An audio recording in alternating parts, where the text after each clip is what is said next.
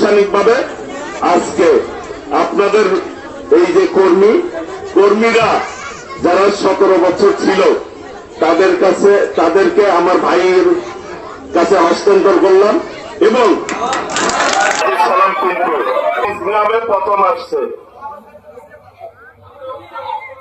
আমার মায়ের জানাজার সময় আসার কথা ছিল, কিন্তু আসতে পারেনি। পারছে সালিম সরকার আসতে দেয়নি। আজকে সেটা আমার প্রিয় বড় ভাই আজকে এই প্রথম তার নিজ গ্রামে আসছে। আমরা গ্রামবাসী এতে কি আনন্দিত নাকি? তো আমরা সকলে আনন্দিত। আজকে সবচেয়ে বেশি আনন্দিত হচ্ছে আমি ছোট ভাই হিসাবে। ভাইয়ের এই সিট আমি দেখভাল করার চেষ্টা করেছি।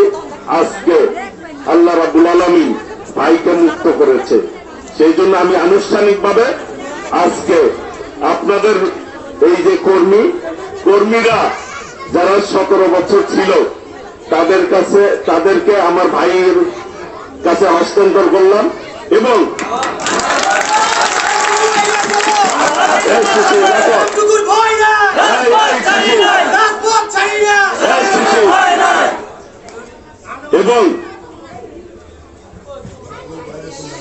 ভাইয়ের যে এলাকা সেই এলাকাও আমি আনুষ্ঠানিকভাবে ভাইকে হস্তান্তর করলাম আপনাদের উপস্থিতিতে।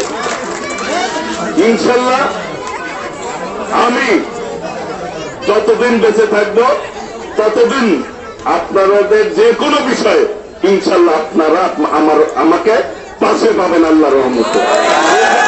ভুল নাই। সত্যি কথা,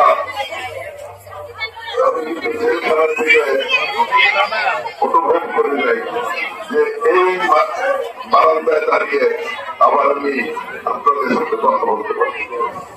এটা কোনোদিন আমার চিন্তায় আসে নাই। বিশেষ করে 24 সালের নির্বাচন যখন হয়ে গেল, সারা বাংলাদেশের মানুষ এবং আমার পরিবারের সদস্যরা মনে করে নাই যে আমরা আবার ফিরে আসতে পারি। শেখ হাসিনার পতন হয়তো হবে, কিন্তু আমরা যেখানে ফিরে আসবো এরকম কিন্তু অনেকেই মনে করে না। কারণ আমাদের মামলা শুরু হয়েছিল, মামলা শেষ পর্যায়ে 18 তারিখে হাইকোর্টে মামলা রায় হয়েছে। এটা তার পরিকল্পনা ছিল এবং 19-21 তারিখে সাগর উৎসব করবে, এটা তাদের পরিকল্পনা ছিল। কিন্তু সকল পরিকল্পনার ঊর্ধ্বে একজনের পরিকল্পনা, সেটা হল পরের করুণাময় আল্লাহ তাআলার পরিকল্পনা। আমরা যে যাই করি না কেন, একমাত্র আল্লাহ তাআলা আমাদের এই অবস্থার থেকে উদ্ধার করেছে। সংগ্রাম করেছে, আমরা সংগ্রাম আত্মরা করেছে, জনগণ সংগ্রাম করেছে, ছাত্র সংগ্রাম করেছে, ত্যাগ স্বীকার করেছে। এটা করতেই হবে, কারণ আল্লাহ তাআলা বলেছেন তোমরা চেষ্টা করো, আমি সাহায্য করবো। আপনাদের চেষ্টায় আপনাদের দোয়া আশীর্বাদ আপনাদের কান্দাকাটি ফলে আল্লাহর রহমত করে, এবং সেই কারণে আজকে বাংলাদেশ আওয়ামী লীগ মুক্ত হতে পেরেছে।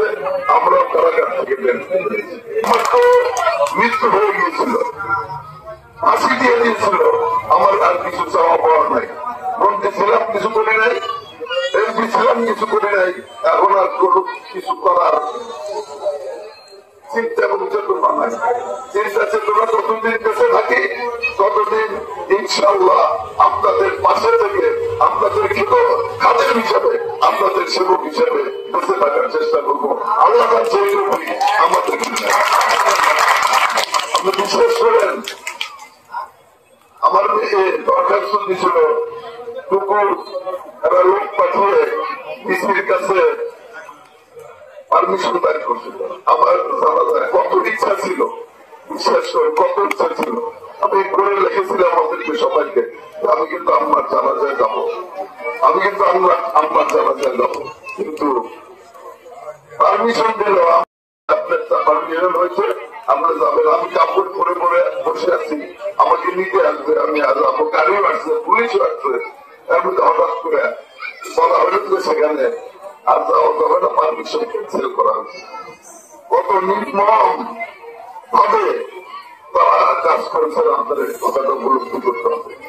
আপনারা বিশ্বাস করেন, আমিও না, আমার ভাইয়েরও না, আওয়ামী লীগের বিরুদ্ধে তাদের বা নেতৃবৃন্দকে আমরা খারাপ চোখে কথা বলি নাই, কারো অঙ্গুল ধারণ দিয়ে, কারো ধমক দিয়ে কথা বলি নাই। আমরা আন্তরিক ভাবে সবার সাথে চলার চেষ্টা করেছি, কিন্তু আমাদের উপরে যে নির্যাতন করেছে, আপনার আমাদের জন্য ভাবে জন্ম করেছে, আপনার কল্পনা করতে পারবেন না। শেষের দিকে যখন দুপুর গ্রেপ্তার হয়, আমি আপনার আমার মনে হলো যে উপরে অত্যাচার করবে, নির্যাতন করবে, কিন্তু আল্লাহর রহমতে ঠিক আছে, একমাত্র আল্লাহর রহমতে ঠিক আছে এবং আল্লাহর হাত ধরে আমাদেরকে উদ্ধার করেছে এই বিপদ থেকে। তাহলে আমি আমার বক্তব্য বাড়াবো না, আপনারা দোয়া করেছেন, আশীর্বাদ করেছেন, আপনাদের দোয়া এবং আশীর্বাদ আল্লাহ শুনেছেন, আল্লাহ সে কবুল করেছেন, যে কারণে আজকে আমরা মুক্ত।